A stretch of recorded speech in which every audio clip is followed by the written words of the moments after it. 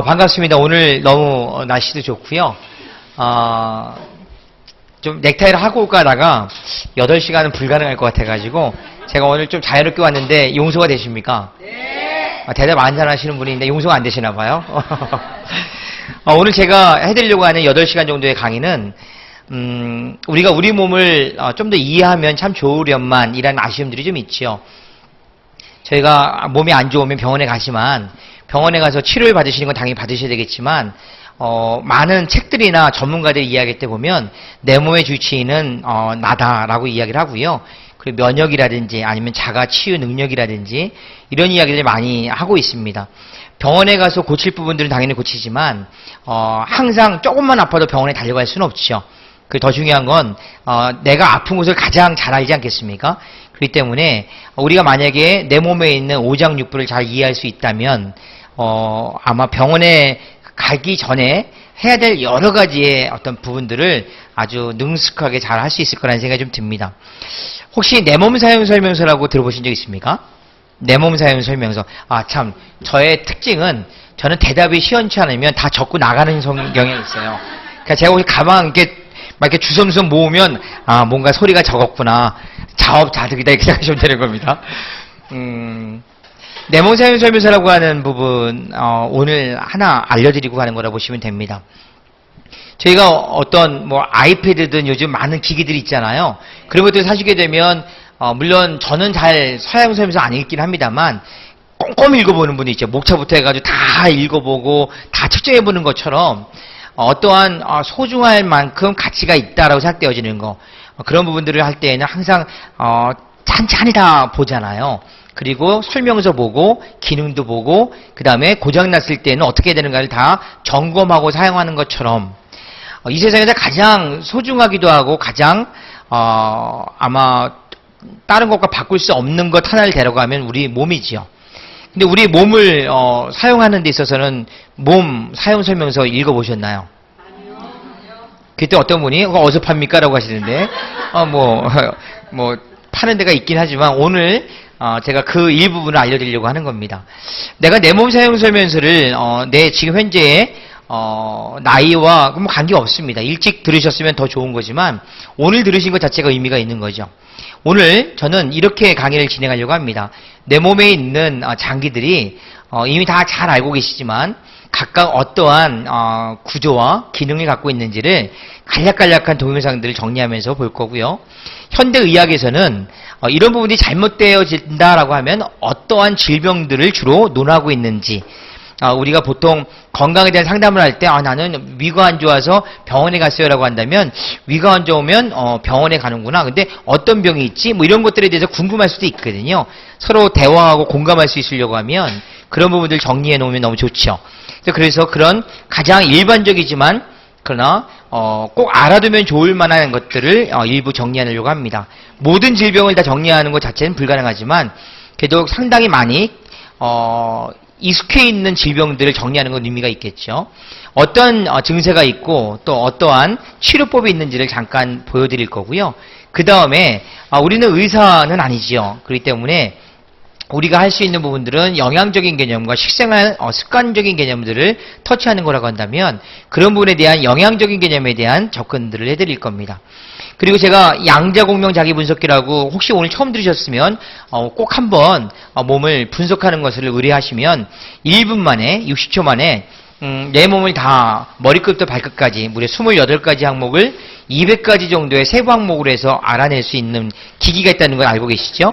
그 부분에 대한 것들에 항목에는 어떻게 표현되고 있는가라고 하는 부분들을 오늘 보여드리고 그 다음에 솔루션이라고 하는 개념으로 어떤 제품들을 연결할지를 알려드리면 제가 아마 8시간을 사뿐히 지려밟고 갈 수 있을 것 같습니다. 8시간 굉장히 길어 보이지만 이따가 이런 얘기 하실 거예요. 너무 짧았다. 좀 더 하면 안 되겠냐. 이런 얘기를 하시게 될 텐데 저 붙잡지 마시고 8시간 더 잘 들으셨으면 좋겠고요. 저는 알고 있습니다. 저는 좀 잘 나가는 강사인데 제가 꼭 하나 알고 있는 게 있어요. 뭘 알고 있냐면 오늘 배운 걸 집에 가서 복습하지 않으실 거라고 하는 걸 전 명확하게 알고 있습니다.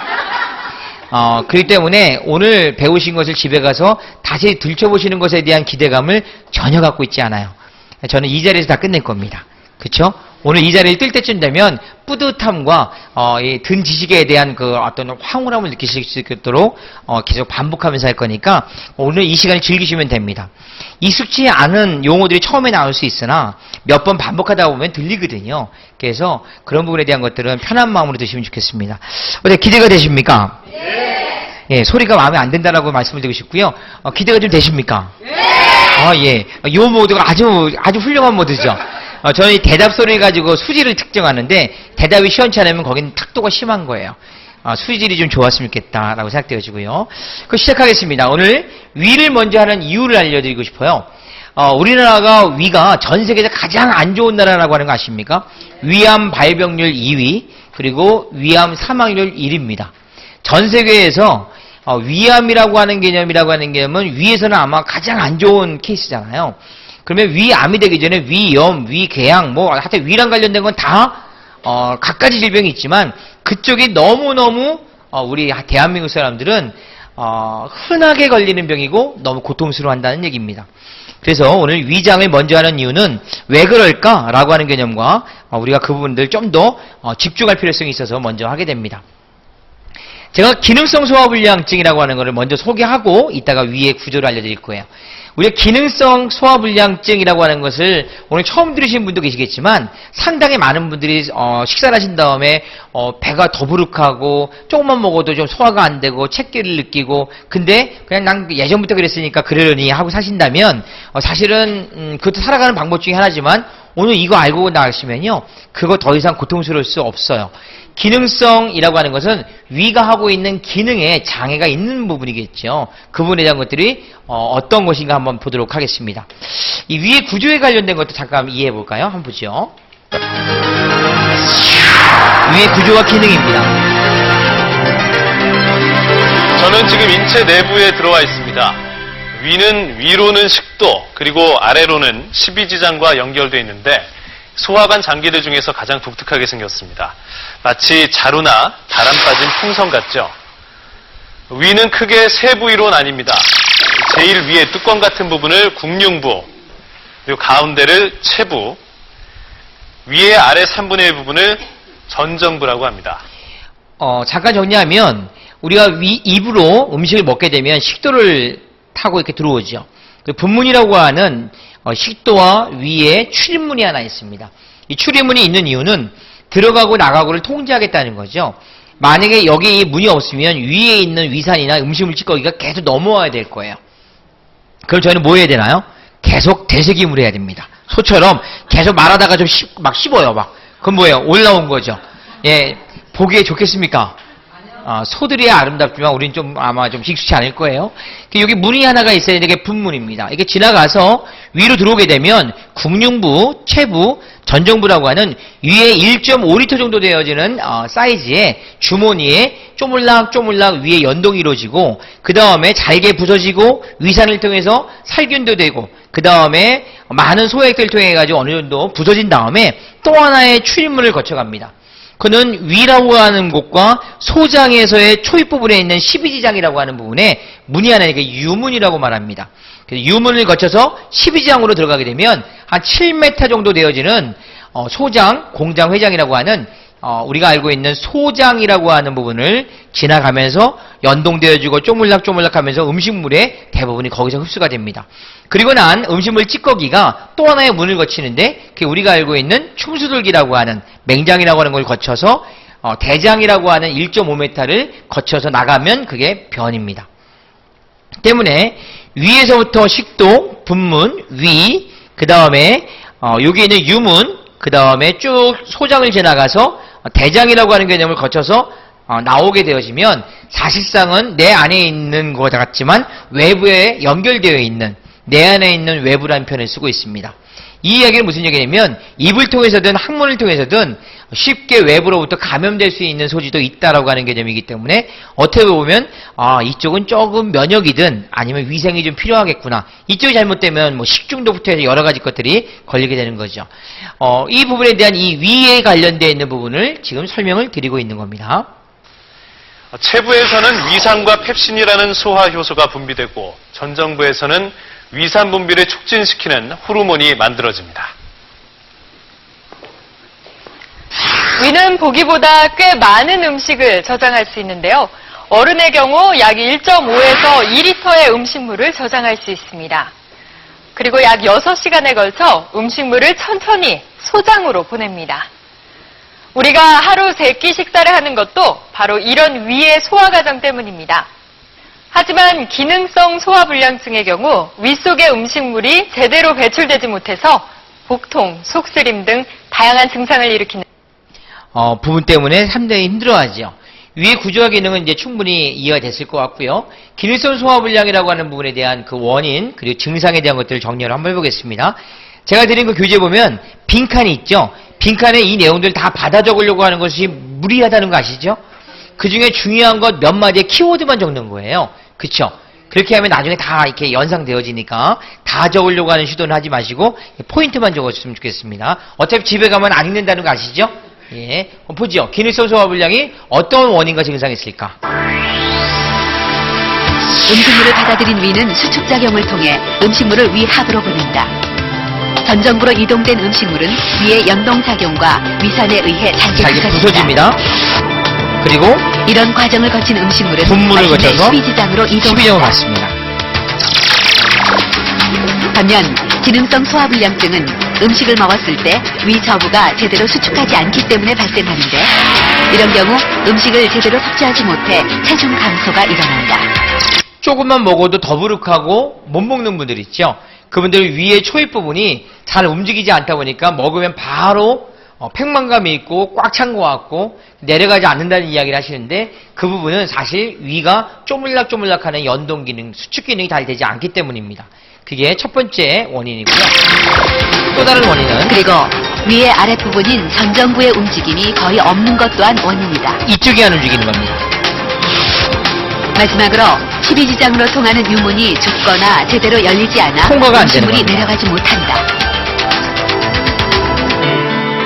따라서 식사 후 더부룩함과 팽만감을 느끼고 복통을 호소하는 것이다.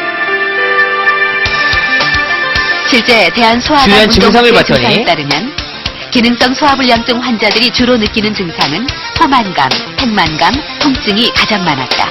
상복부 통증 증후군은 이제 뭐 식사를 하든 안 하든 특별히 상관없이 주로 이제 이 명치하고 이 배꼽 주위 사이 이 상복부에 이제 통증을 주로 호소하시는 경우에 상복부 통증 증후군이라고 얘기를 하고요.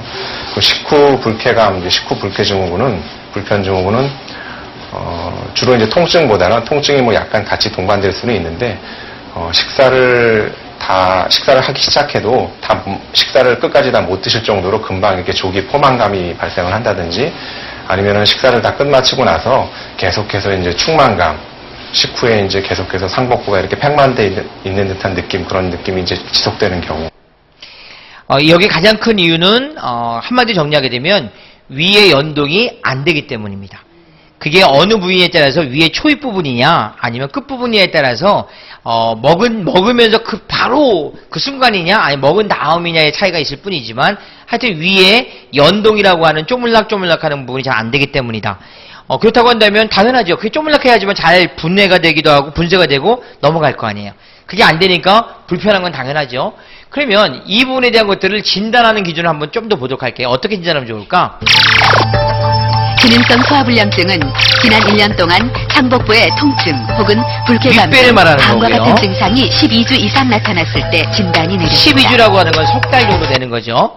그렇기 때문에 내가 요 근래에 왜 이렇게 소화가 안 되지? 조금만 먹어도 이렇게 더부룩하지? 라고 한다면 그건 이미 그쪽에 가 있는 겁니다. 그리고 밥 한 그릇 먹기도 좀 바쁘게 쩔쩔매고 소화제를 찾아야 되고 트림을 하고 꺽꺽거리는 분들이 있다면 그 부분들은 이쪽에 내가 지금 노출되어 있구나 라고 보시면 됩니다. 그러면 이 부분들의 원인을 보면 되겠죠. 기능성 소화불량은 누구나 다 사실은 걸릴 수 있어요. 근데 여기에 영향을 주는 요인들 몇 가지를 정리하게 되면 이걸 피해가면 되는 거죠. 보통 기능성 소화불량을 호소하는 분들은 이러한 공통점이 있더라는 겁니다. 첫 번째, 스트레스입니다. 아니 무슨 밥을 먹었는데 갑자기 스트레스랑 관련이 있을까라고 생각하신다면 이 스트레스라고 하는 개념에 대한 부분이 아주 중요한 원인이 됩니다. 볼까요? 스트레스를 받으면 대뇌 피질에서는 비상사태로 인식하고 스트레스 호르몬이 분비돼 온몸으로 전달된다. 이때 영향을 받은 위는 운동 기능이 일시적으로 정지돼 소화불량을 일으키는 것이다. 그 이유의 가장 큰 이유는 혈류에 대한 부분으로 보시면 돼요. 왜 스트레스를 받으면 위가 열받습니까? 머리가 열받습니까? 너무 스트레스 받았는데 위가 좀 힘들어라고 말하면 그분이 좀 독특한 분인 거예요. 웬만한 인간들은 그렇게 증세가 나타나지 않습니다. 보통 열받으면 머리가 뜨겁죠. 머리에 열이 막 나잖아요. 그거 왜 그러냐면 많은 경우의 수를 생각하면서 판단하고 막 이러다 보니까 머리에 혈류가 엄청나게 강화되죠. 그래서 스트레스 받고 걱정되고 하면 뇌가 스트레스를 받는 겁니다, 사실은. 그런데 물론 뇌가 스트레스를 받아서 거기에 대한 영향으로 부신피질이라고 하는 신장 꼭대기 붙어 있는 데다가 연락을 줘가지고 거기서 또 부신 피질에서 스트레스 호르몬을 내기도 하고 이런 것들에 대한 과정들이 있지만 어쨌든 뇌가 고생을 하는 겁니다. 그러면 위로 갈 혈액이 나뉘어져야 되잖아요. 우리 몸에 있는 혈액은 정해져 있는데 뇌 쪽으로 많은 혈류가 공급되려고 하면 다른 쪽은 좀 부자연스럽겠네요. 근데 그때 만약에 밥을 먹었다라고 한다면 밥을 먹었으니 위쪽이 쪼물락쪼물락 해야 되는 운동을 해야 되니까 위로 혈류를 많이 강화시켜야 될 텐데 하필이면 그때 스트레스를 받으니까 뇌로 많은 것들이 가야 되니까 위쪽으로는 상대적으로 좀 많이 못 가겠죠. 그 위에서 연동 운동이라고 하는 개념들이 잘 안 되어지고 일시 정지된 것처럼 이렇게 딱딱한 것처럼 둔화되기 때문에 당연히 소화는 불량이 될 수밖에 없다는 겁니다. 이해되셨죠? 거기에 관련된 거 하나에다가 속이 쓰리고 아프거나 소화가 안 된다는 것은 결국 위의 운동이나 또 위에 느끼는 감각 이 이상이 있어서 생기는 거거든요. 그러니까 운동 기능이나 감각 이상이 생기는 건 당연하다고 말할 수가 있는데요. 그런 운동과 감각 이상은 정신적인 면에서도 많이 영향을 받아요. 그러니까 위의 운동이나 감각은 전부 다 중추신경하고 아주 밀접하게 연결되어 있어서 서로 상호 연락하면서 느끼는 거거든요. 그러니까 위에 있는 변화를 위가 감각을 느끼고 위가 증상을 느끼는 게 아니라 뇌에서 느끼는 거거든요. 그래서 두 가지가 서로 예. 그렇다면 스트레스라고 하는 개념에 대한 부분이 분명히 우리가 인정하는 부분이지만 보통 이런 분들은 어떠한 스트레스를 받을 수 있을까라고 본다면 요걸 잘 보시게 되면 아주 재밌는 결과가 나옵니다. 부부 갈등, 자식 문제, 형제 문제, 경제적인 현실, 시댁 초과입니다. 주로 보십시오. 부부, 자식, 형제, 이 인간관계죠. 여기다 시댁은요, 만만치 않은 관계성이죠. 경제적인 건요, 여기서 일어나는 경제적인 부분이죠. 다 살아 숨쉬는 한 같이 맺어지는 어떤 공동체적인 개념이에요.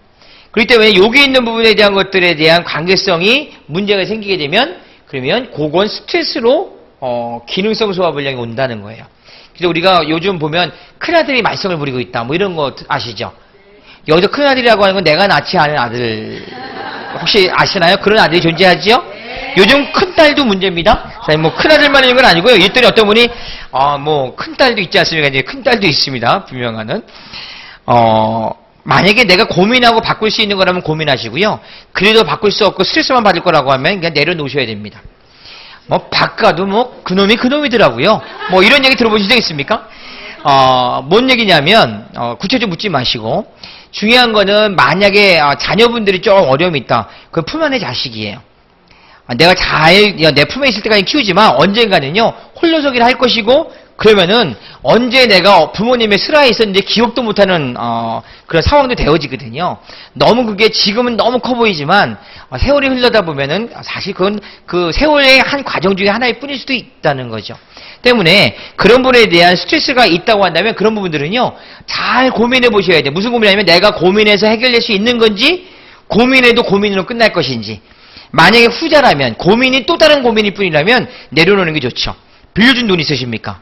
받을 수 있다면 받으셔야죠. 못 받을 것 같으면 없는 셈 치십시오. 이런 것들이 필요하다는 겁니다. 이거 상담할 때 굉장히 중요한 부분인데 이런 분에 대한 스트레스 유형들을 잘 알게 되면 저희가 이런 분들을 만나서 건강 가이드를 할 때는요 분명히 이것 중에 하나예요. 그러면 같이 좀 들어도 주시고요. 좀 때로는 좀 맞장구도 쳐주시고 하면 그냥 속이 후련하지요. 그거 자체가 스트레스를 푸는 방법 중에 하나가 되는 겁니다. 지금 제가 뭘 말씀드리고 있냐면 기능성 소화불량이라고 하는 부분에 대한 주요한 요인 중에 첫 번째 스트레스를 얘기했고요. 두 번째가 고지방식입니다. 육류 기름죽을 많이 먹어도 기능성 소화불량이 온다. 그럼 이런 걸 많이 절제하면 되겠네요. 한번 보도록 하죠. 건강한 사람 2명과 기능성 소화불량증 진단을 받은 2명을 대상으로 실험을 진행했다. 이틀에 걸쳐 각 그룹별로 우리가 흔히 먹는 가정식 햇반의 저지 방식과 기름에 튀긴 고지 방식을 먹게 한 뒤 음식물의 소화 과정을 살펴보기로 했다. 식후 30분 단위로 음식물이 위에서 배출되는 상태를 해비학 검사로 측정했다.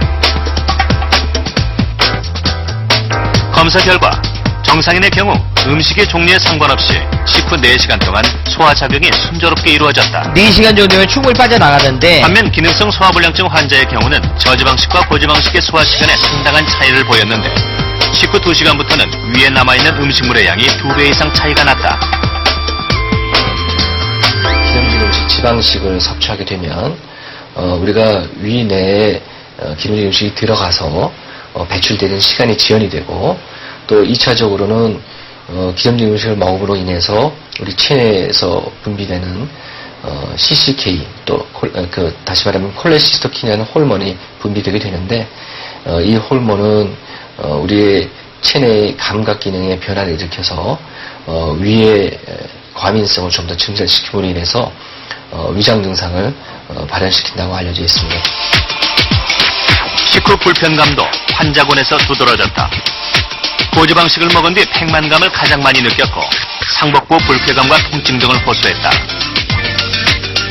영국의 맨체스터 의대 조사에 따르면 기능성 소화불량 환자의 56%에서 100%에서는 지방식이에 대해 과민 반응을 보이는데 정상인에 비해 상복부 통증, 팽만감 등 그 강도 또한 심하다는 것이다.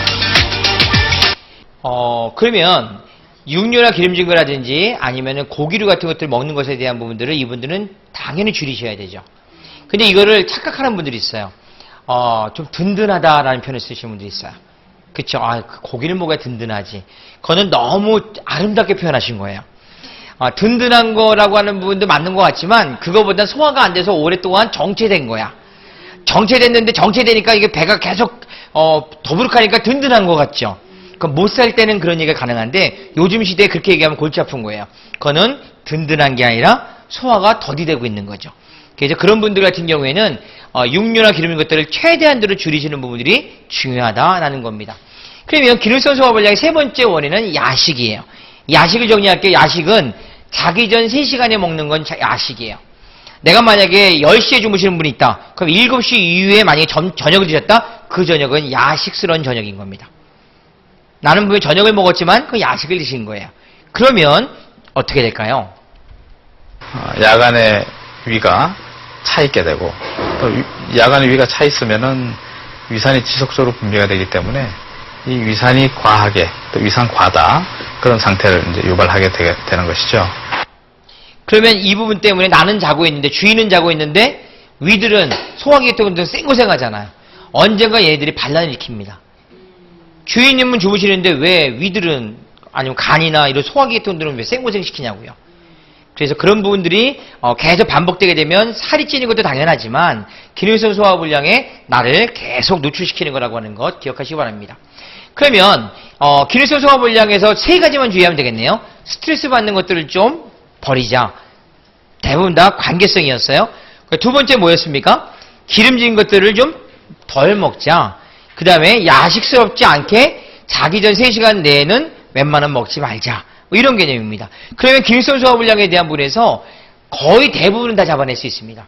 그리고 난 다음에 지금 말씀드리는 쾌식이라고 하는 3가지 조건을 연습을 하게 되면 이제 위의 질병과는 거리가 먼 거예요.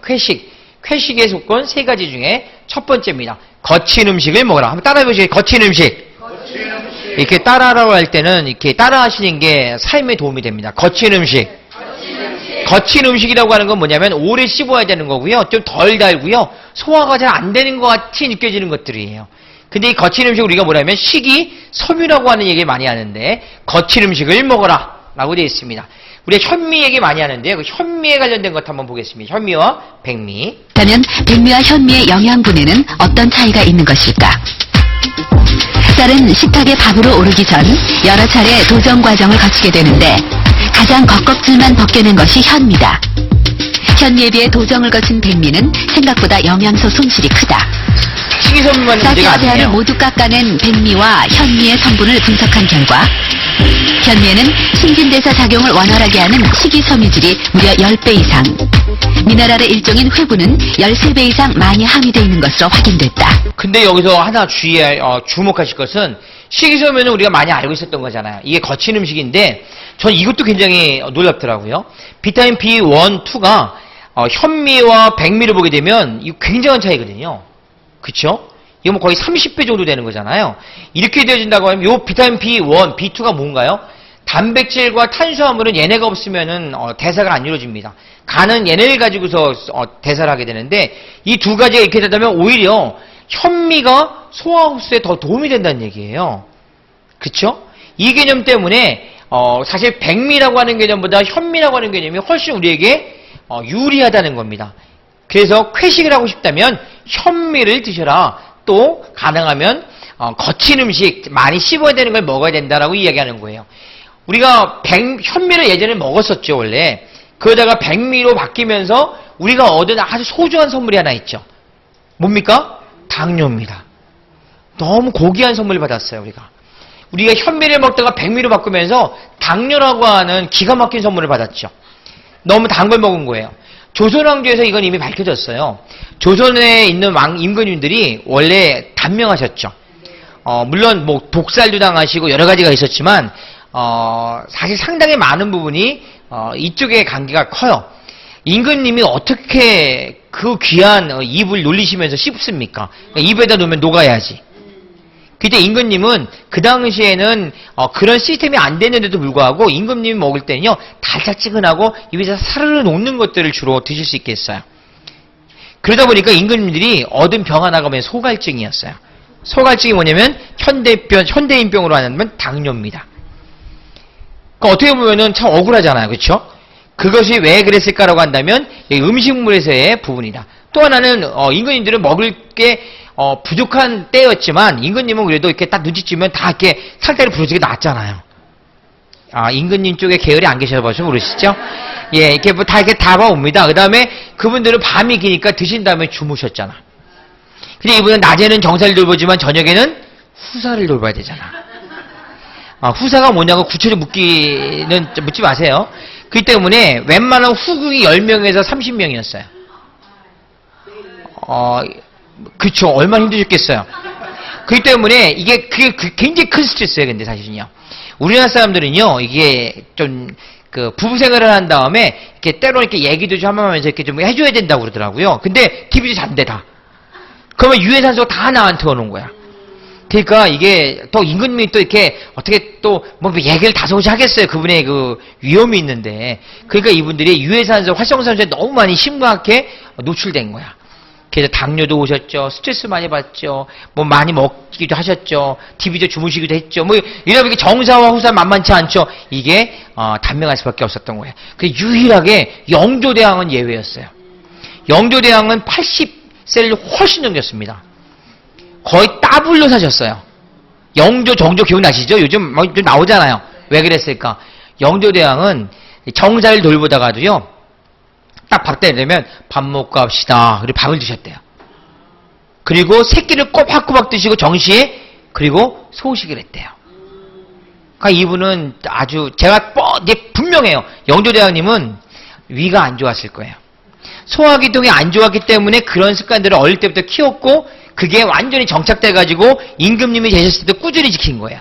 원래 잔병 치레 많이 하는 분이 장수하는 거 아시죠? 왜? 습관들을 고쳤기 때문에. 물론 제가 물어본 건 아닙니다. 제가 언젠가 뵈면 물어보긴 하겠지만 아직 못 물어봤지만 제가 미루어 짐작컨대 거의 확실해. 그래서 이런 부분이 중요하다. 백미와 현미에서 영조대왕 나올 줄 몰랐죠. 예, 아주 재밌네요. 이 차이가 있다는 거예요. 그건 나중에 좀 제가 말씀드릴게요. 갈 게 좀 많으니까 나중에 자료를 다 드릴 거예요. 제가 나중에. 그 다음에 보시게 되면 회식에 대한 두 번째 조건이 있어요. 덜 짜게 먹일 것이라고 되어 있어요. 덜 짜게 먹는다라고 하는 개념에 대한 부분은 뭐냐면 회식이라고 하는 개념은 거친 음식을 먹는다라고 되어 있지만 사실 덜 짜게 먹는 것이 훨씬 더 중요합니다. 특히 우리나라 사람들은 그래요. 우리나라 사람들 같은 경우에는 이것 때문에 위가 다 망조난 거거든요. 요거에 대한 것들을 한번 보도록 하겠습니다. 덜 짜게 먹일 것이라고 되어 있는데 우리나라 사람들의 특징 중에 하나가 전통 음식을 먹으면 다 괜찮을 것 같죠. 전통 음식에서 너무너무 좋은 것은 식이섬유가 많다는 거예요. 하지만 가장 아쉬운 거는 짜다는 겁니다. 보십시오. 하지만 보완해야 할 점이 남아있다. 첫 번째는 소금 섭취가 너무 많다는 것이다. 40대 평범한 남성의 하루 3끼 식사에 포함된 염분량을 측정해봤다. 아침 한 끼에만 무려 6.7g. 단 한 끼 식사로 하루 권장량 6g을 넘어선다. 일반적인 경우는요. 국밥을 먹은 점심도 만만치 않다. 우리의 일상입니다. 하루 총 염분량은 24g. 주목할 점은 그중 절반이 국과 찌개를 통해 섭취했다는 사실이다.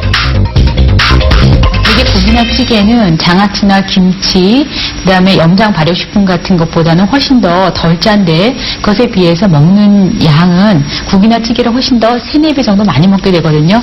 그래서 전체적으로 섭취하는 염분의 양은 더 많다고 할 수가 있습니다.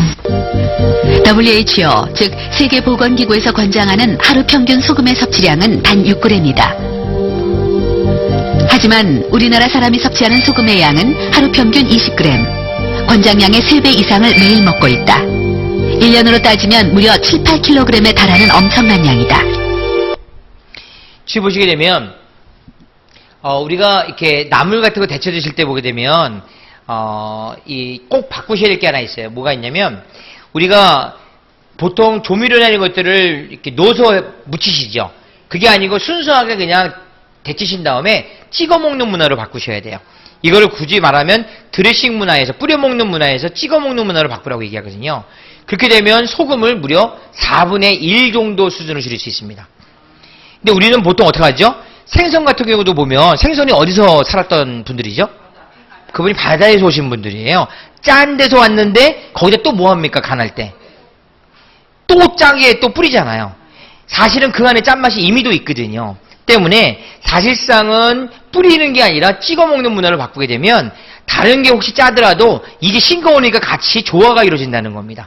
그렇게 해서 하게 되면 WHO라고 하는 WHO 세계보건기구는 한 6g에서 5g만 드세요. 하루에 염화나트륨을. 근데 우리는 웬만하면 25g 이상이에요. 이게 왜 문제가 되냐? 이것 때문에 문제가 생기는 가장 큰 이유는 위 점막 조직의 손상입니다. 혹시 뱀장어 아십니까?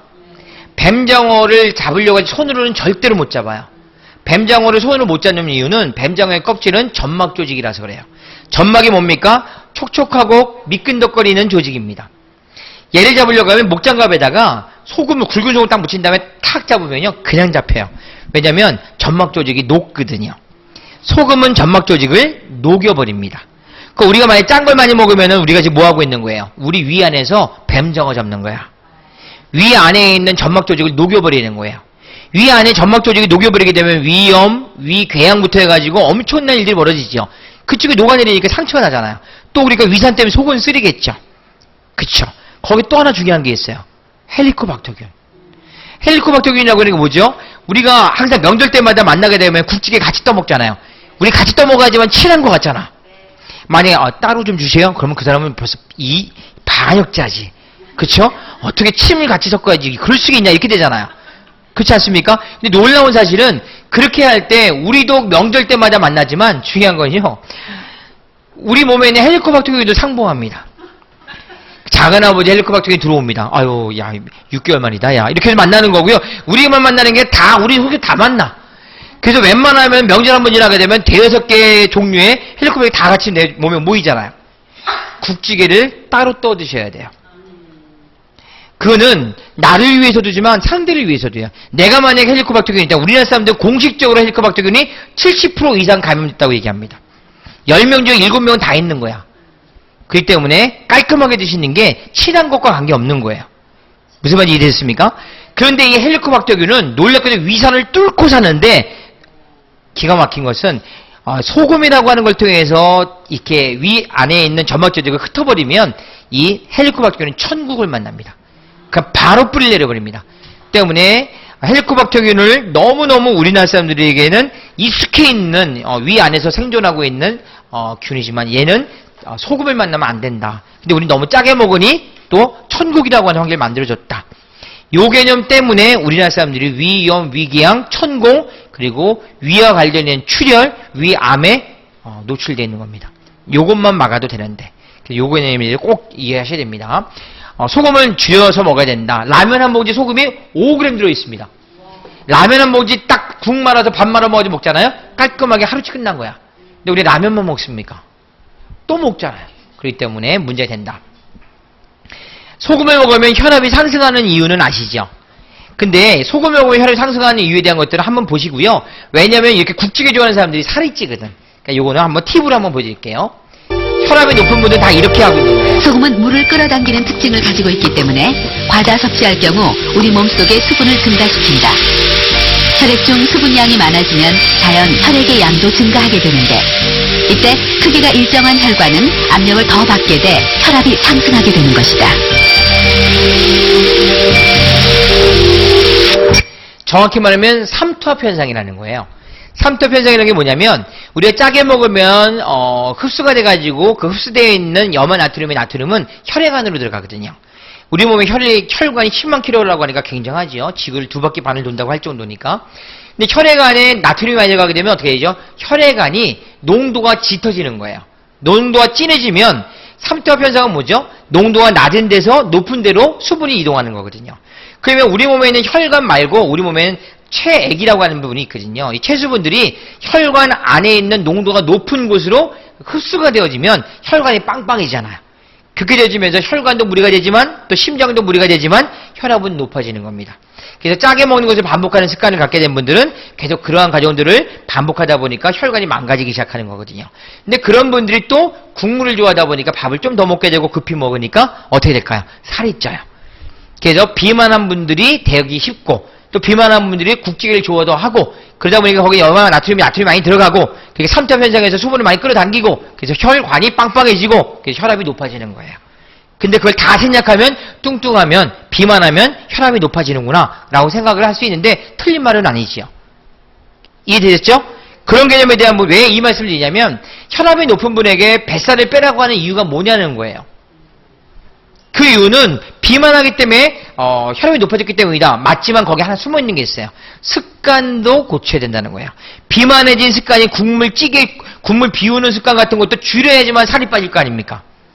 근데 이게 생겼다면 어떻게 되냐면 굶어서 빼버리거나 약 먹어서 식욕 억제해서 빼거나 하게 되면 빠지기는 빠지는데 뭐가 남아있죠? 습관이 남아있잖아요. 그 습관은 버리지 않았기 때문에 반드시 요요가 오지요? 근데 그 요요가 오기도 오지만 거기서 오게 되는 비만의 합병증이라고 하는 것들은 그대로 존재하는 겁니다. 그러니까 근본적인 걸 터치하지 않은 거예요. 이해됐죠? 그런 것에 대한 상담을 할 수 있는 능력이 우리에게 있어야 되기 때문에 그렇다는 겁니다. 그러면 쾌식의 세 번째는요. 천천히 씹어 먹고 그 다음에 한 숟가락 정도 덜 먹는 게 좋아요. 요 천천히 씹어 먹으라고 하는 개념에 대한 것들을 보도록 하죠. 우리 한국 사람들은요. 식단에 따라서 먹는 시간들이 달달한 핵심은 식이섬유의 양. 흰쌀밥보다 섬유소 양이 많은 잡곡밥과 섬유소가 전혀 없는 해물 대신에 각종 쌈, 그리고 식이섬유가 3g이나 든 마늘종 등으로 차린 고섬유소 식단의 섬유소 양은 15g. 저섬유소 식단보다 2.5배 많았다. 그러면 시간을 비교해보면 얼마나 걸릴까? 제작팀은 섬유소 양이 2.5배 차이가 똑같은 나는 사람이 먹는 식단을 겁니다. 먹는데 똑같은 걸리는 사람이. 시간을 직접 확인해봤다.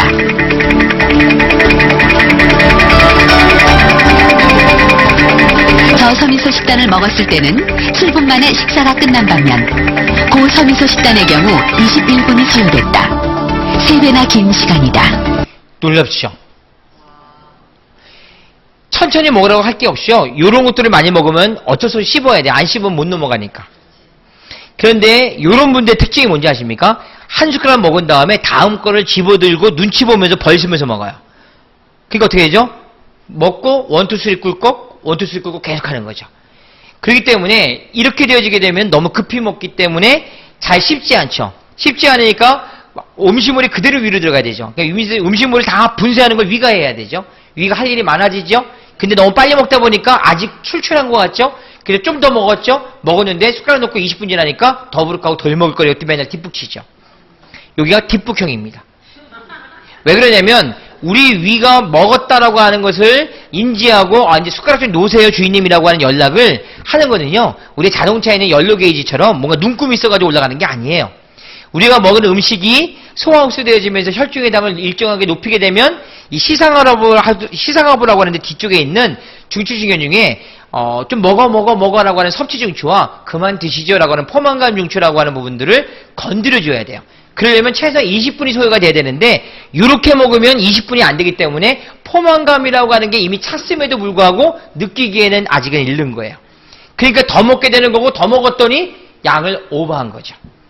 이렇게 먹게 되면 더 먹으라고 해도 못 먹습니다. 이런 개념에 대한 부분이 쾌식을 하는 조건이에요. 이거를 이분을 통해서 한번 보도록 하겠습니다. 첫째, 건강을 지키는 회식의 법칙은 의외로 간단하다. 거친 음식을 먹어라. 첫 번째, 거친 음식을 아주 먹어라. 상담할 때 반드시 사용하셔야 됩니다. 두 번째, 두 번째, 덜 짜게 먹어라. 소금을 줄여라. 그리고 세 번째는 천천히 세 먹어라. 번째, 천천히 먹어라. 근데 이 천천히 먹으라는 아까 일본에 있는 거친 음식을 먹으라랑 사실 동일한 개념으로 보셔야 됩니다. 거친 음식이라고 하는 식이섬유 많이 먹으면 천천히 먹을 수밖에 없어요. 하지만 이 습관을 고치는 게 쉽지 않더라고요. 그래서 제가 쓰는 방법이 하나 있습니다. 숟가락, 젓가락 놓기. 숟가락을 한 숟가락 먹으면 그냥 놓는 거예요, 이렇게. 딱 놓고 다시 집을지언정. 그러면요, 사람이 인간의 탈을 쓰고 딱 넣었다가 다시 이렇게 집질 않아요. 뭐 쇼합니까? 내려놓은 김에 좀 있다가 그 내려놓으면 뭐합니까? 그냥 계속 씻고 있는 거죠. 그러면 한 서너 번 더 씹고 또 다시 씹고. 이거를 만약에 한 번 할 때마다 3번 더 씹는다면 한 숟가락이 10숟가락 먹는 거다. 그럼 몇 분 씹은 거예요? 30분 더 이상 씹은 거잖아요. 그러니까 어떻게 될까? 위가 돌고 생하고 천천히 먹게 되고 그러니까 덜 먹게 되는 거예요. 그래서 제가 다이어트를 할 때, 다이어트 가야 될 때는 숟가락, 젓가락 놓기라고 하는 습관을 드립니다. 그러면 아주 명확한 답이 나오죠. 예, 제가 지금까지 한 게 기능성 소화불량입니다. 이해되셨습니까? 네. 제가 서울 이렇게 사투리 쓰기 때문에 이 말에 익숙지 않으실까봐 지금까지 좀 천천히 했거든요. 좀 이제 달려가도 되겠습니까? 좀 익숙해지셨죠? 예, 이제 좀 익숙해졌으니까 제 강의를 듣다가 방언처럼 들린다라고 하면 넘어가시면 돼요. 그건 몰라도 된다는 얘기야. 무슨 말이야? 약간 눈높이 다를 수 있으니까 그런 분 넘어가죠. 12지장 궤양. 야, 이것도 사실 만만치 않죠. 위, 그리고 12지장에 있는 위궤양, 12지장 궤양을 다 통칭한 겁니다. 12지장 궤양이라고 하는 게 뭔가라고 하는 걸 일단 보도록 하겠습니다. 12지장 궤양 정리합니다. 많이 들어봤는데 정확하게 모를 수 있는 정의들이군요. 건축, 철학, 스포츠 등 찬란한 고대 문명을 꽃피웠던 그리스는 근대 의학의 발상지기도 하죠. 서양 의학의 아버지라고 불리는 히포크라테스도 그리스 출신이었는데요. 그런데 서기 200년경 그리스에는 아주 흥미로운 의학서적이 쓰여집니다. 아티네우스라는 의사가 쓴 위궤양을 막는 법이라는 책인데요. 무려 1800년 전에 이미 이런 의학서가 나왔을 정도로 위궤양은 인간을 괴롭히는 대단하죠. 고질적인 만성질환 중 하나였습니다. 궤양이란 장이나 식도, 위 등의 점막층이 손상돼서 움푹 패이는 것을 말하는데요. 가장 대표적인 것이 위 12지장 궤양입니다. 보시는 것처럼 위 바로 아래에 12지장이 연결돼 있고 12지장 궤양이나 위궤양 모두 송곳으로 찌르는 듯한 통증을 느끼게 되는 악성 질환입니다.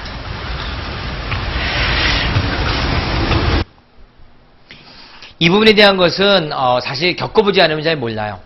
근데 이 부분을 알는 사람들이 의외로 많이 있죠.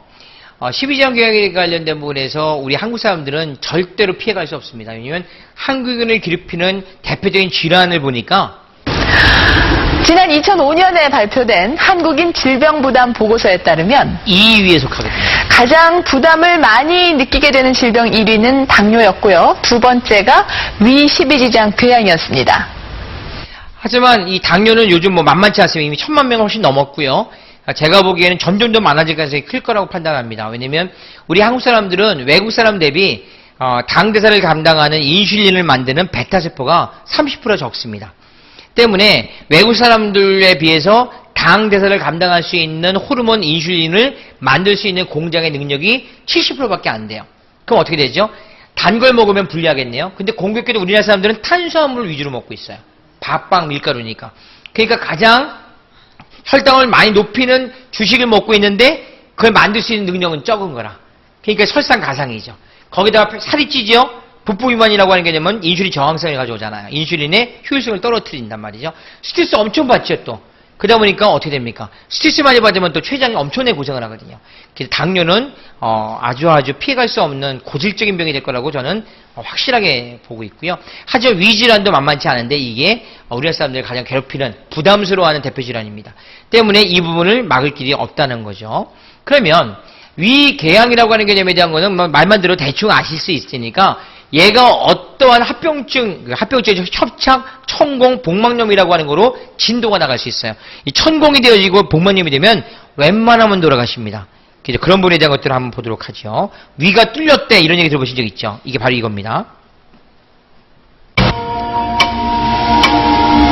음식물이 식도를 거쳐 위장으로 내려오면 위에서는 소화를 위해 위산을 내보낸다. 이때 위산이 너무 많이 분비되거나 위장 점막의 방어력이 약해지며 위와 십이지장의 점막이 손상돼 움푹 파이는데 이것이 바로 궤양이다. 궤양.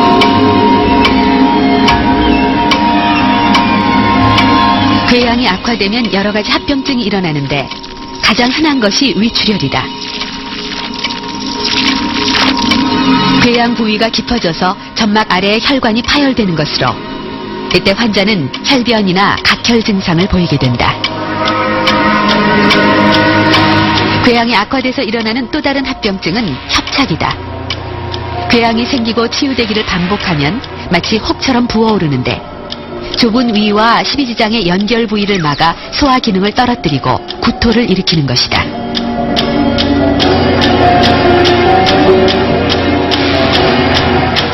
이러한 합병증은 생명을 위협할 수도 있다.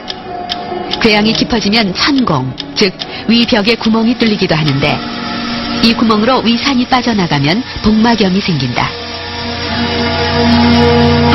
복막염은 치사율이 90%에 달하는 치명적인 질병이다.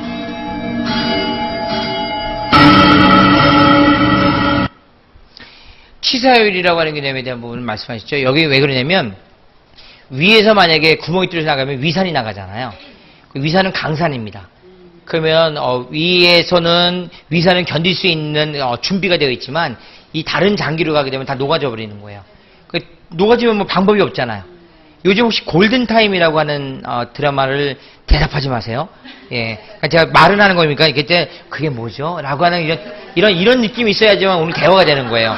너무 끄떡거리시면 이건 요즘 시대에 요즘 8월달에 하면 안 되는 액션이야 지금. 그러니까 다시 한번 하겠습니다. 필름 돌려서 요즘 TV에 골든타임이라고 하는 게 있긴 한데 좀 잘 모르시죠? 예, 그런 게 있습니다.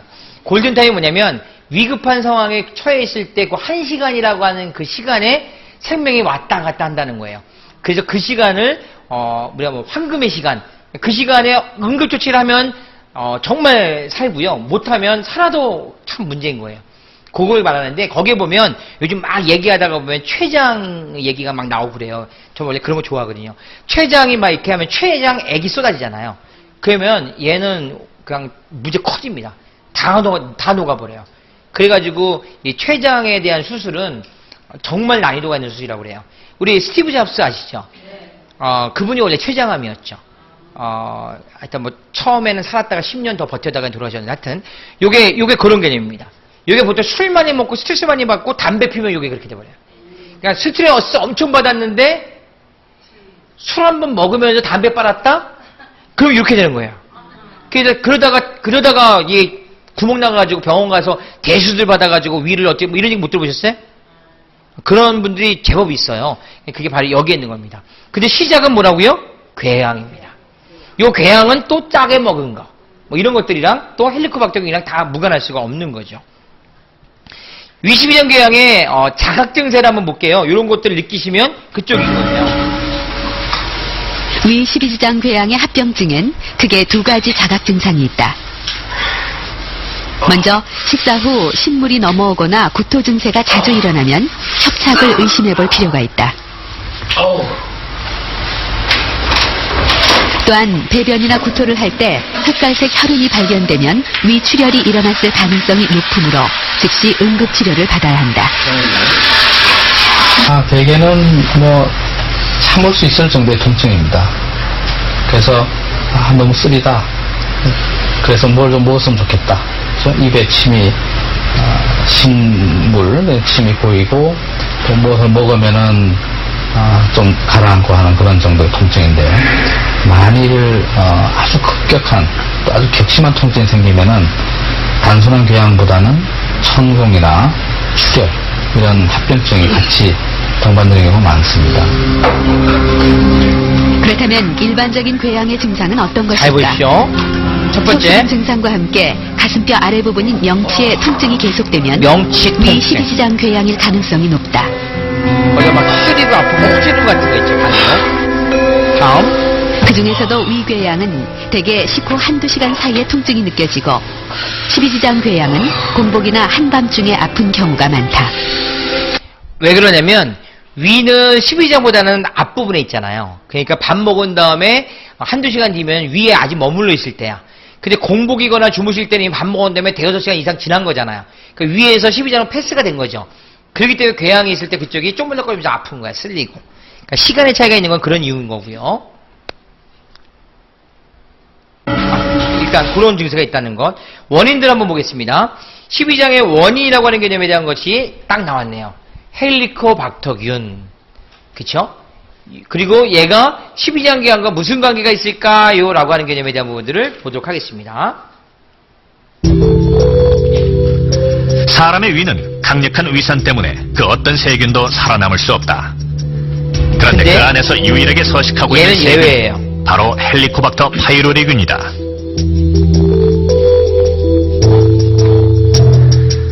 1982년 처음 발견된 이래 헬리코박터는 위 12지장 궤양은 물론 위암을 일으키는 주요 원인으로 밝혀졌다. 전 세계 성인의 50%, 한국인의 70% 정도가 이 세균에 감염돼 있다. 말이 70%에서 더 되는 거예요. 를 재균하지 않았을 때는 이 균이 계속 남아있기 때문에 자꾸만 그게 원인이 돼서 재발을 하게 됩니다. 따라서 당연히 소화성 궤양인 경우에 헬리코박터 파이로리에 감염돼 있을 경우는 반드시 이 세균을 박멸해야 되겠습니다. 헬리코박터는 궤양을 일으킬 뿐 아니라 재발의 원인이기도 하다. 미국의 한 의학저널에 실린 논문에 따르면 헬리코박터를 제거하자 12지장 궤양의 재발률이 크게 떨어진 것으로 나타났다. 헬리코박터를 제거한 환자들의 경우 1년 이내 재발률이 8%에 불과했지만 그렇지 않은 경우 재발률이 무려 86%에 달한 것이다. 그렇죠. 이거는 외국에 대한 부분이고요. 우리나라 사람들은 명절 때마다 모이기 때문에 이건 또 예외예요. 아무리 갈아쳐도 계속 공급받거든요. 내 거 주고 받고 주거니 받거니 하기 때문에 안 됩니다. 그래서 앞접시 문화가 꼭 있어야 된다고 저는 생각하고 있고요.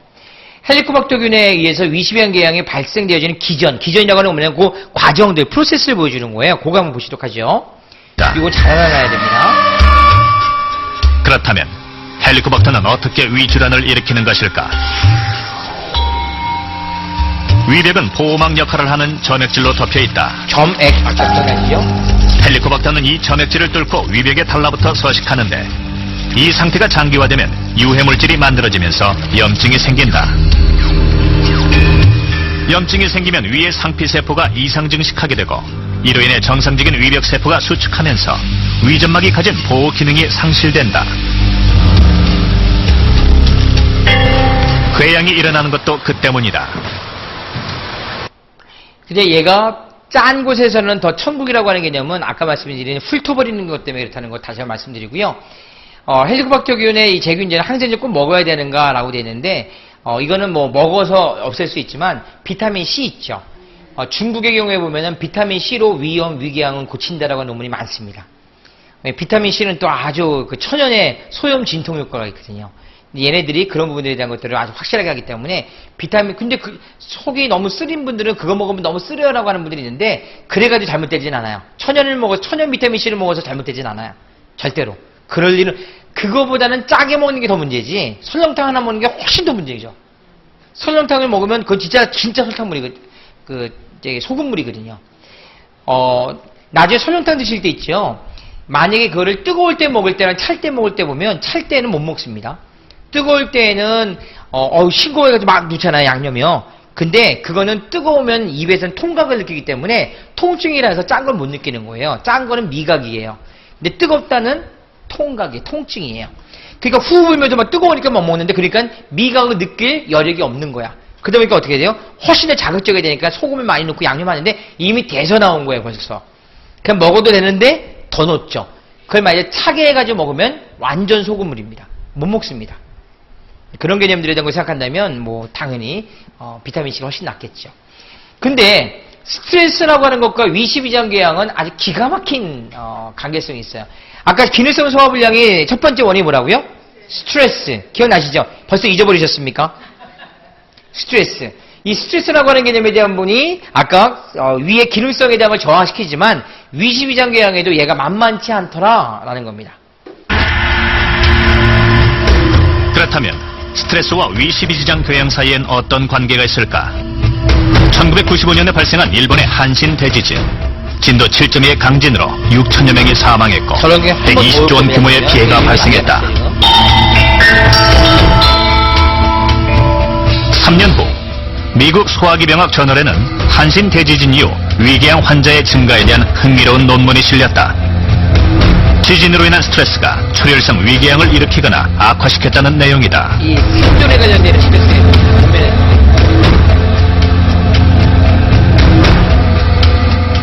내시경 검진에 따른 위궤양 진단율을 보면 1994년은 5%, 지진이 일어난 1995년은 그 2배가 넘는 11%였다. 사람에 있어서는 위산이 절대적으로 12장 교양을 일으키는데 이 스트레스는 여러 가지 그 호르몬 작용에 의해서 혹은 신경계통의 작용에 의해서 아주 스트레스를 받는 상황에서는 위산이 많이 분비가 되게 됩니다. 예, 위산 과다 현상이 일어나거든요. 스트레스 받으면 위가 산을 많이 발산해버려요. 그런 상태에서 그쪽에 기스가 났거나 염증이나 궤양이 있으면 그쪽을 더 자극하겠죠. 근데 그럴 때 마침 또 이 12장궤양의 원인이 될 수 있어서 헬리코박터균이 많이 그 안에 서식하고 있다. 그러면 뭐 말할 거 없는 거잖아요. 그렇기 때문에 위험한 겁니다. 스트레스에 의해서 위12장궤양이 어떻게 발생하는 걸 한번 보여드릴게요. 그 기전을 보십시오. 스트레스 받았습니다. 흔히 스트레스라고 하는 심리적인 압박 상태가 되면 그 자극이 뇌하수체에 전달되고 그리고 부신, 뇌하수체의 명령으로 부신 콩팥이죠, 피질에서 코티졸 등 스트레스 호르몬이 분비된다. 그러면서 얘는 또 위로 가서는 위에서는 위산을 발생해요. 이 호르몬은 다시 위점막의 세포들을 자극해 위산의 분비를 증가시키는 한편 위벽의 방어력을 약화시켜 궤양이 발생하게 된다. 이 기전 때문에 스트레스라고 하는 게 문제가 된다.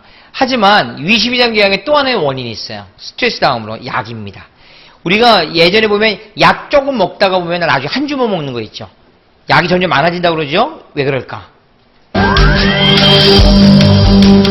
관절염이나 수술 후 통증 치료에 쓰이는 진통소염제, 즉 비스테로이드성 항염증제는 위 점막의 보호 능력을 떨어뜨려 궤양이 일어나기 쉬운 상태를 만든다. 위를 돌보는 것도 또 먹어야 됩니다. 궤양 환자 1,300여 명을 조사한 결과 항염증제를 복용한 경우 그렇지 않은 환자보다 궤양에 걸릴 위험이 5.8배나 높았다. 우리가 고지혈증 약을 먹는다고 하잖아요. 원래 콜레스테롤이 높거나 그랬을 때 고지혈증 약 먹죠. 그러니까 혈액이 걸쭉한 걸 막아줄 수 있는 그런 혈전을 방지하기도 하고. 근데 그런 부분에 대한 약들이 스타틴 계열의 약들이 있어요. 근데 그런 약들은요, 우리 몸에 있는 오장육부의 횡문근을 녹여내는 융해 현상에 대한 부분들이 있다라고 부작용이 나와요. 그렇다고 하면 무슨 문제가 생기냐면 우리 몸에 있는 위벽이나 이런 게 다 얇아지는 거야. 골치 아파지겠죠, 그러면요. 그렇기 때문에 이런 부분들이 이런 애들을 또 낳게 하죠. 그래서 그것 때문에 그걸 막느라고 또 약을 또 먹죠. 그 약이 나중에는 한 주먹씩 먹게 되는 양들이 벌어지는 것은 약은 항상 부작용이 있다라고 하는 겁니다. 물론 어쩔 수 없이 먹어야 될 부분이 있겠지만 약의 의존도를 너무 높여버리면 우리 몸은 천연인데 인공합성으로 다스릴 수는 없죠. 그런 부분에 대한 것들은 지혜롭게 해야 될 필요성이 있다라는 개념입니다. 약은 위12장궤양의 또 하나의 원인이 되고 있다. 그럼 위12장궤양에 대한 것을 어떻게 하면 예방할 수 있을까라고 하는 것, 이거 좀 보시겠습니다. 네, 첫 번째는 육체적인 피로나 정신적인 스트레스가 심했을 때 충분한 휴식을 취하라는 것입니다. 내려놓고 스트레스를 해줘야 돼요. 두 번째는 과음이나 과식, 흡연을 하지 말 것인데요. 얼고생시켜야 되는 특히 거죠. 흡연은 궤양의 주요 원인 중 하나로 지목되고 있어서 주의가 필요합니다. 이해되십니까? 아니, 담배 피우면 폐로 갈 것 같은데 갑자기 왜 위쪽에 문제가 됩니까? 그런 궁금증 혹시 없으세요? 담배 피우면 폐암에 걸리거나 폐가 문제되는 것 같은데 왜 위랑 문제가 생기죠? 아, 연기가 위로 간다. 굉장히 애를 써야 될 것 같은데. 예. 제가 6살 때 한 모금 핀 사람으로서 말씀드리자면 위로는 안 갈 것 같고요. 왜냐면 우리는 기도와 식도가 구분되어 있기 때문에 그게 그렇게 가기 좀 어려울 것 같은데 그것도 뭐 그럴 수 있겠지만 그거보다 이것 때문입니다. 흡연을 하게 되면 혈관에 확 수축됩니다. 혈관이 수축됐다고 하는 건 뭐냐면 혈액순환이 잘 되지 않을 수 있다는 거예요. 그리고 거기에 있는 화학물질이나 이런 부분들이 염증을 발염시키기도 하지만 혈관이 수축됐다고 하는 뭐예요? 혈액순환이 안 된다? 그럼 어떻게 되죠? 고인물은 썩잖아요. 그렇죠? 그런 개념처럼 내 몸에서 꼭 필요한 부분들에 대한 영향을 공급해주고 노폐물도 빼줘야 되는데 그럴 만한 어떤 기전이 확보되지 않는 거예요. 그래서 그런 부분들이 또 저런 궤양이라든지 염증을 부추길 수밖에 없기 때문에도 그런 이유가 되지요. 또 셋째는 체내 저항력을 키우기 위해서 규칙적으로 운동을 할 것. 그리고 마지막으로 진통소염제를 남용하지 말라는 것입니다. 약 덜 먹기. 사실 진통소염제에서 가장 대표적인 게 뭔지 아십니까? 아스피린이라고 아시나요? 근데 놀라운 거는요, 아스로라 체리에 있는 비타민 C는 아스피린의 11배의 진통소염 효과가 있습니다. 11배가 높아요.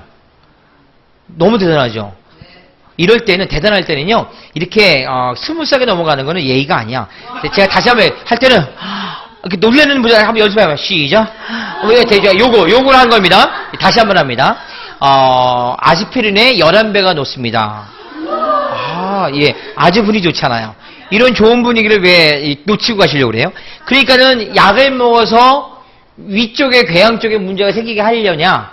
아니면 천연을 먹었는데 진통소효과 11배가 더 높은데 전혀 이쪽에는 문제가 없냐? 그건 선택의 문제죠. 물론 약간의 비용의 문제도 좀 있습니다. 약이 좀 싸요, 사실은. 하지만 싸다고 해서 세상에서 가장 귀한 몸에다가 그걸 다 적용할 수는 없잖아요. 그렇죠.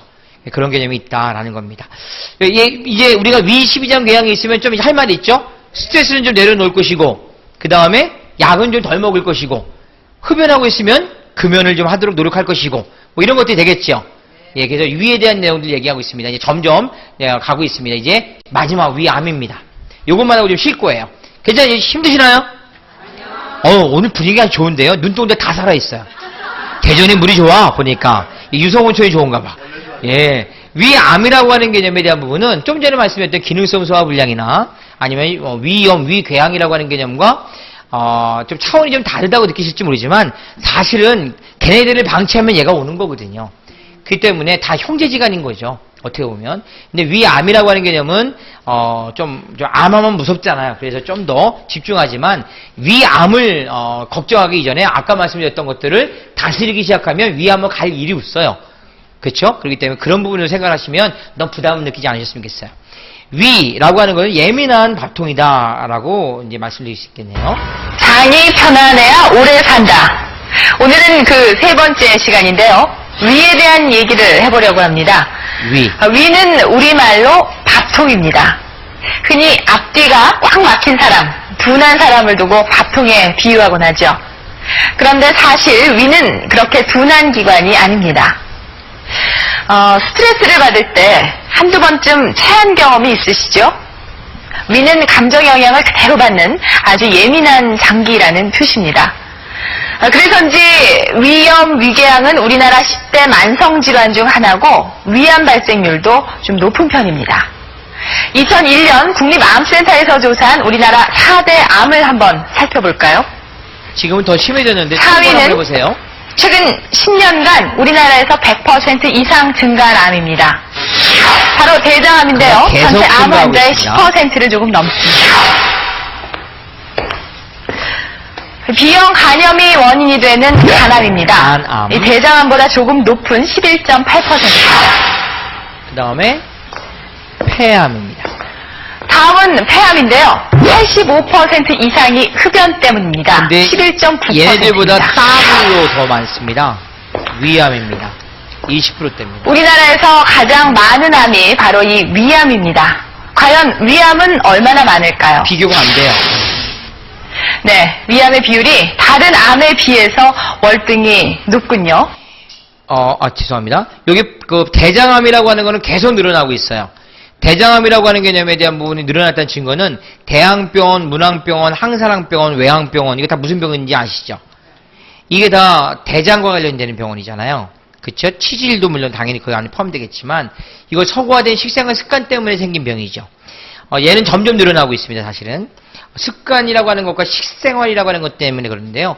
위암이라고 하는 개념들은 줄고 있습니다만 워낙 높아요. 일본은 위암 발병률 1위지만 위암 사망률은 2위입니다. 그쵸? 근데 우리나라는 위암 발병률은 2위, 은메달인데 위암 사망률은 축하드립니다. 1위입니다. 금메달이에요. 말 됩니까 이거 지금? 올림픽이라 써먹어봤지만 참 슬픈 얘기잖아요. 근데 이 위암이라고 하는 개념은 그렇게 우리 몸에 우리 한국 사람한테 너무 가까이 와 있다라고 하는 것 때문에 제가 위쪽은 굉장히 많이 좀 깊게 이야기를 하고 싶은 거예요. 근데 제가 오늘 강의한 내용 중에 몇 가지만 지키면 위암은 안 갑니다. 위암에 대한 위암은 위의 가장 안쪽 점막층에서 발생하는데 서서히 근육층과 점막층까지 침투하게 됩니다. 그러다 암세포가 위벽을 뚫는 순간 생명까지 위험해집니다. 림프관이나 혈관을 통해 다른 장기로 전이돼 전신으로 암세포가 퍼지게 되는 것이다. 이런 경우에는 위암의 증상을 한번 보게 되면 볼게요. 어떤 증상이 있을까? 소화불량. 위암은 증상만으로 진단할 수 없다. 소화불량이나 윗배 통증 등은 위암은 물론 위염이나 위궤양에서도 똑같이 나타나기 때문이다. 그래서 작은 증상 하나하나를 소홀히 넘기지 말라고 전문가들은 충고한다. 변이라고 하는 부분. 체중 감소 현상. 이런 부분이 일어나게 되면 위암이라고 볼 수 있는데 요거는요. 위암이 아까 위궤양도 사실 여기 상당 부분이 일치하고 있어요. 그래서 이게 위암인지 위궤양인지 헷갈립니다, 사실은. 그래서 놓치기도 해요. 근데 이 위암이라고 하는 개념에 대한 부분들이 저희가 몇 가지를 주의하면 된다라고 하는 개념에 대한 것은 다행스럽죠. 그건 좀 알려질 거고요.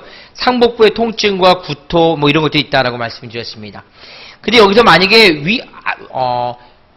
토에서 피가 나오는 것은 토율이지만 이게 만약에 항문으로 나가게 되면은 여기 있는 변의 색깔이 흑색 변이에요. 위에서나 12장에서 혈액이 출혈돼 가지고 변에 이렇게 묻어서 나오게 될 때는 흑색, 원래 우리가 피가 오래되면은 굳으면은 흑색이 되잖아요. 하지만 이게 사실 대장 쪽에서 많이 출혈이 일어나게 되면 흑색이 아니라 빨간 붉은색이 돼버립니다. 뭐 그런 것도 이제 어디서 출혈이 일어나서 시간이 얼마나 소요가 됐냐에 따라서 색깔이 달라지는 거니까 우리 변을 측정만 해도 대충은 알 수 있다라고 하는 건 거기에 근거를 두고 있는 거고요. 우리나라 사람들은 이렇게 두 번째로 많이 발병을 한다. 1위는 일본이다라고 말씀드렸고요. 하지만 사망률과는 또 다른 얘기다라고 되어 있고요. 여기 한번 보십시오. 서울을 기준으로 해서 서울에 있는 한국 사람들은 10만 명인가 68명이. 근데 LA에 있는 교포리가 우리 한국 사람이죠. 좀 차이가 나죠? 왜 그럴까? 여기가 좀 더 짜게 먹는다는 얘기입니다. 우리나라 사람들이.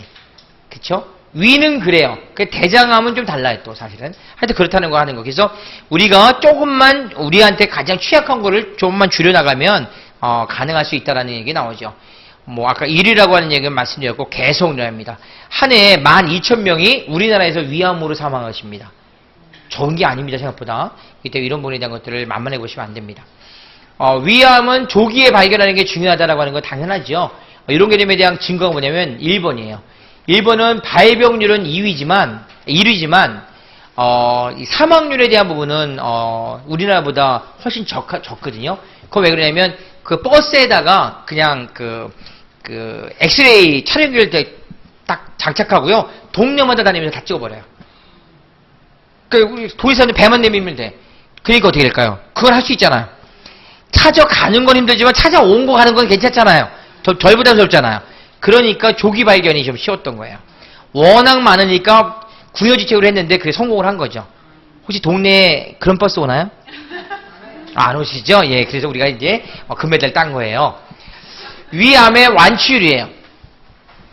빠를수록 생존율이 높고 늦을수록 힘든 거죠. 그건 뭐 너무 당연한 거라고 생각하고요. 보통 보게 되면 한국과 일본을 보게 되면 사망률이요 반밖에 안 돼요, 생각보다. 그러니까 일본이 굉장히 많이 줄인 겁니다.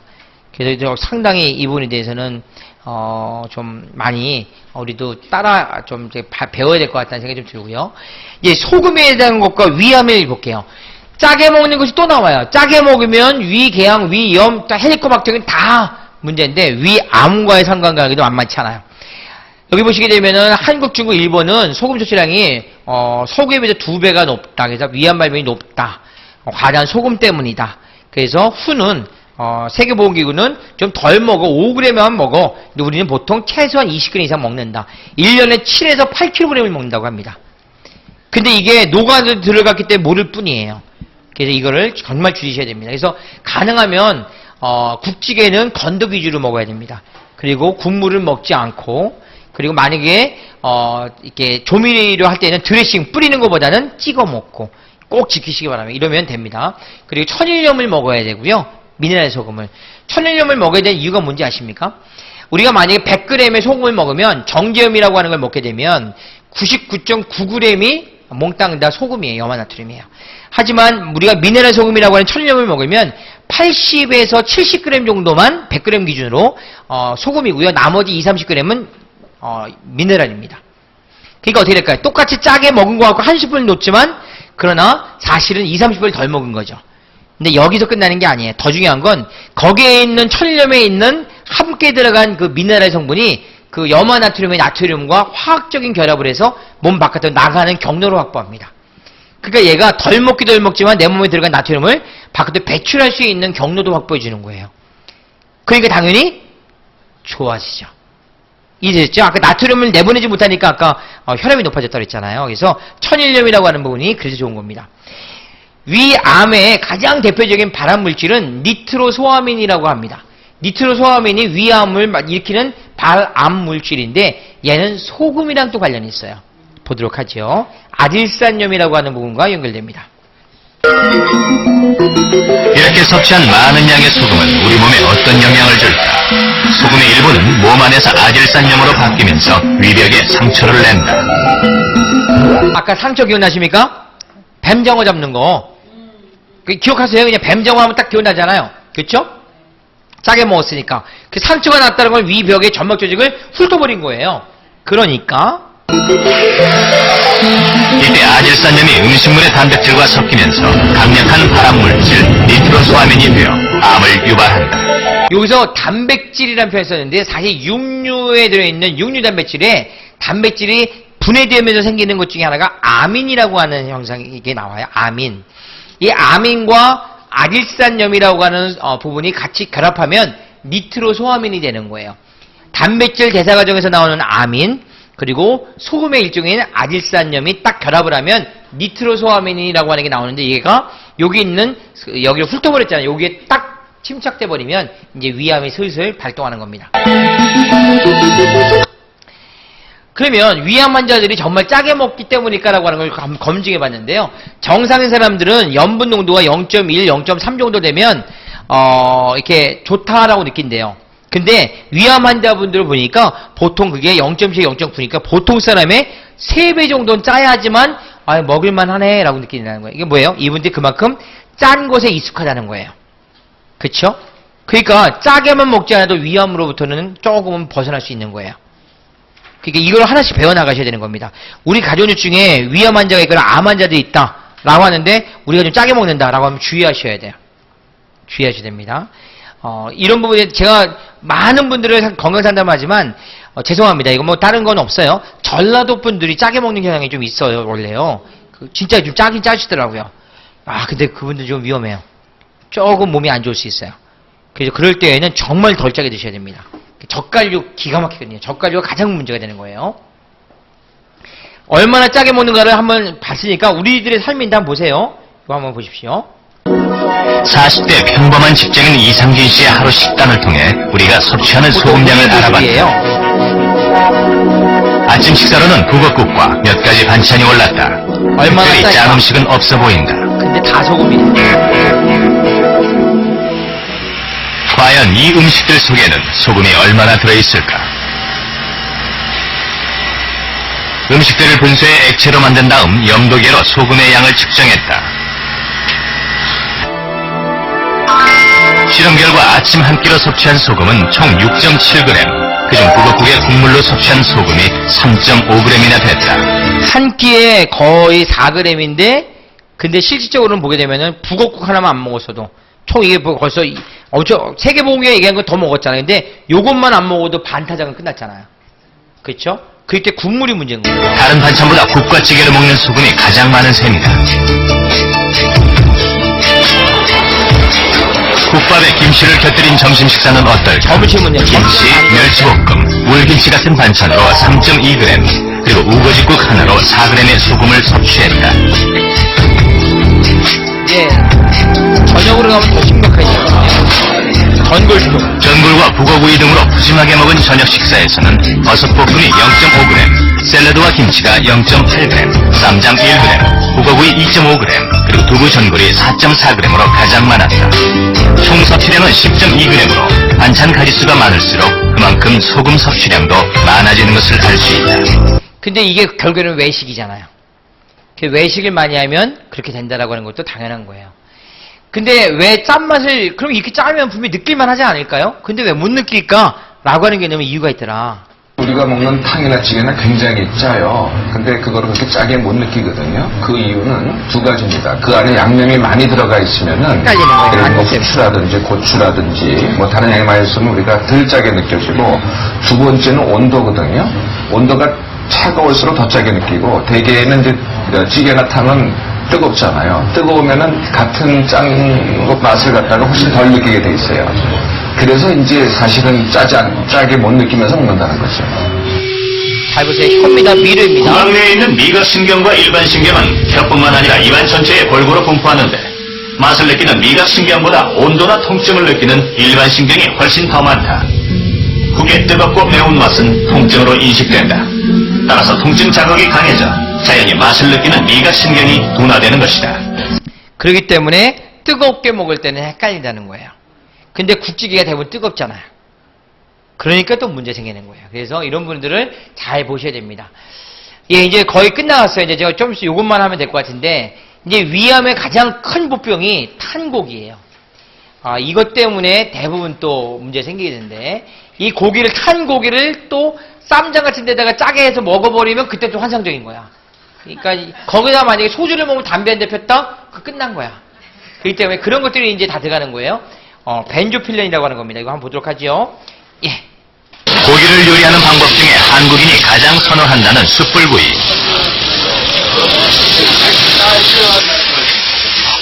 이렇게 숯불에 직접 고기를 익혀 먹게 되면 위암에 어떤 영향을 줄까? 고기를 숯불에 구웠을 때 어떤 변화가 있는지 실험을 실시했다. PAH가 다량으로 검출됐다. 필렌이라고 하면 벤조필렌. 굽기 전 고기에서 검출된 PAH는 3.4. 그러나 구운 고기에서는 496으로 굽기 전보다 무려 145배나 많은 발암물질이 발생했다. 고기를 숯불에 굽게 되면 기름이 숯에 떨어지면서 연기가 발생하는데 연기가 다시 고기에 달라붙어 발암물질이 생성되는 것이다. 여기서 우리가 고기에 탄 까만 부분만 제거하면 되겠다 생각하시는데 그것만은 아닌 거예요. 그게 까매진 건 진짜 탄 거고 그거 말고도 이미 여기 있는 연기가 다 흡착했죠. 너무너무 맛있어요 사실은요. 그쵸? 오늘 저녁에 그냥 숯불고기 먹을까? 이런데 아쉽게도 이게 그렇게 끝나지는 않는다는 거예요. 아쉽지만 그렇게 된다는 겁니다. 예. 그럼 이 헬리코박터균과 위암 발병률에 대한 상관관계를 한번 볼 필요성이 있겠죠. 아까 위암, 위궤양 다 얘기했습니다. 이거 한번 보시겠습니다. 이제 빨리 진행해 볼게요. 위 속에 사는 유일한 균인 헬리코박터 파이로리균. 헬리코박터는 어떻게 위암을 일으키는 것일까? 이 순서가 있습니다. 먼저 위 점막적인 위는 위벽과 위벽을 보호하는 위점액으로 구성되어 있는데 헬리코박터 파이로리는 위점액을 뚫고 들어가 위벽에 상처를 낸다. 상처가 난 부위에 염증 세포들이 몰려들어 위염을 일으키고 지속될 경우 만성화되는 위축성 위염이 된다. 헬리코박터로 인해 발생한 위축성 위염은 위벽이 터는 위궤양에서 장에만 나타나는 점막이 위에 나타나는 장형 발생을 거쳐 위암의 전 단계인 위선종이 나타나고 결국에는 암까지 진행하게 된다. 예, 이 단계를 다 거치면서 가는 거예요. 말이 좀 어렵지만 하여튼 위궤양도 있고 그리고 위암도 있는 거죠. 근데 여기에 헬리코박터균이라고 하는 게 시작하고 있는 거예요. 짜면서 시작을 하는 거예요. 거기 여기다 중간에 만약에 아까 탄 고기가 들어간다 그러면 이제 그냥 거기가 확 휘발이 끓는 거죠. 그래서 이렇게 되어지는 것들이 관계다. 이렇게 되어지면서 위암이 된다라고 하는 걸 알게 되면 우리가 이런 것들을 막으면 되잖아요. 위벽을 상처하는 게 짜게 먹는 거다? 그럼 짜게 먹지 않으면 되겠네. 그리고 위암 발암물질이라고 하는 개념이 또 뭐 육류나 그런 게 있는 거다? 그럼 그걸 덜 먹으면 되겠네. 이런 개념을 노력하면 된다라고 하는 거죠. 소금과 헬리코박터균이 만나게 되면 위암은 10배가 더 늘어난다고 합니다. 아까 짜면 천국이라고 했잖아요. 그것 때문인 거고요. 만약 벤조필렌과 헬리코박터균이 만나게 되면 또 6배네요. 만약 그렇다면 이거죠. 짜게 먹는 데다가 숯불고기를 먹으면서 헬리코박터균이 있다고 한다면 그때는 말할 수 없는 거예요. 끝내준 거예요. 다 끝났어. 금메달입니다, 그냥. 그렇기 때문에 문제가 된다는 거예요. 근데 우리나라 사람들이 가장 이쪽에 밀접하게 있어요. 왜? 서구화된 식생활 습관을 하면서 예전보다 먹을만 해졌거든요. 잘 먹잖아요, 요즘. 그래서 문제 생기는 거예요. 뭐 위암 절제하는 건데 이건 좀 약간씩 그렇게 넘어가고. 위암을 예방하는 습관은요, 일단은 싱겁게 먹자. 어떻게 한다고요? 드레싱보다는 뿌리게보다는 찍어서. 정제염보다는 천일염으로. 국물보다는 건더기로. 탄 음식보다는 간접 화로해가지고 이렇게 있잖아요. 판 같은 데다가 하면 괜찮아요. 그래도. 그러니까 이게 진짜 떨어지는 거 먹는 게 아니라 판이 있으면 되잖아요. 판 있잖아요. 그 각도 준 판. 그런 거. 그렇죠. 헬리코박터균 파이로니균을 어떻게, 얘는 앞접시. 딱 그죠. 앞접시. 이제 같이 떠먹는 거는 반칙이야. 신선한 과일과 이거는 좀 쉽지 않아요. 왜냐면 이걸 보통 보면 내 얼굴 사이즈만한 거 5접시 먹으라고 한다고요. 하루에 그거 먹겠어요? 저쪽 얼큰이는? 돈도 문제지만 더 중요한 건 뭐냐면 소화도 문제야. 얘 또 과일을 달면 살도 찌네. 그래서 어떻게 하냐면 이거를 이 과일과 채소를 왜 먹냐고요. 거기에 들어있는 영양소들이 있으니까 먹잖아요. 그것만 딱 추출해가지고 액기스로 먹는 것들이 있잖아요. 그게 잘 아시잖아요. 더블 X만한 게 없잖아요. 그래서 그런 것들 먹으면 훨씬 싸고 편하죠. 그래서 그런 부분들을 알려주시면 되겠죠. 예, 뭐 위 내시경에 대한 부분들 쭉 나오니까 넘어갈 거고요. 위장 건강 솔루션에 관련된 것들 어떻게 쓰면 좋을까? 이런 것들이 있어요. 이스티비. 이거 이제 제품이니까 혹시 오늘 잘 모르시면 그냥 넘어가도 됩니다. 그 다음에 아소라 C. 왜 그런지 아시겠죠? 소염 진통 효과. 그 다음에 화이보비츠. 이거 왜 필요하죠? 이런 부분들 통해서 흡착해서 나가기도 하고. 그 다음에 사실은 이게 우리가 말하는 식이섬유잖아요. 거친 음식이잖아요. 얘를 통해서 도움을 받죠. 카로틴 플러스. 이건 왜 먹을까요? 예, 이건 비타민 A 전구체는 상피 조직이라고 해서 점막 조직을 재생하는데 얘만한 게 없고 여기에 있는 카로티노이드라고 하는 개념이 바로 항산화 영양소잖아요. 식물 내장 영양소라고도 하죠. 그 다음에 저염식 습관입니다. 짜게 먹지 말고 국물 먹지 말고 건식 국물이에요. 습식과 건식의 건식 이렇게 하면 된다. 이해됐습니까? 이렇게 하면서 아까 했던 내용들을 앞접시를 쓴다든지 이렇게 하면 되는 거예요. 스트레스 좀 덜 받고 이런 개념들에 대한 것들에다가 더 추가를 하실 수도 있을 것 같고요. 제가 족부 반사를 제가 원래 또 강의를 하는데요. 발을 보게 되면 발의 위가 여기예요. 여기야. 이 발바닥, 이게 왼발바닥, 오른발 발바닥이에요. 여기가 위, 그 다음에 여기가 췌장, 그리고 요 밑에가 12지장이에요. 그래서 여기를 막 누르면요. 아픈 분들이 있어요. 그 위가 안 좋은 거야. 제가 언젠가 어느 그 시장 골목에 갔었어요. 근데 위가 정말 안 좋은 분인 것 같아요. 제가 양자를 해드렸더니 위쪽이 다 풀어쓰더라고요. 도배질로. 그래서 발을 딱 눌렀더니 누를 때마다 꺽꺽꺽 하는데 그분이 막 창피해 꺽꺽 한 5분 동안 꺽꺽 그러시더라고요. 제가 만질 때마다 거기에 자극이 돼가지고. 여기를 도와주면 이거 5분씩 3번 정도만 누르면서 아까 말씀했던 솔루션의 영양소를 해주고 습관을 바꾸면요. 위는 정말 좋아집니다.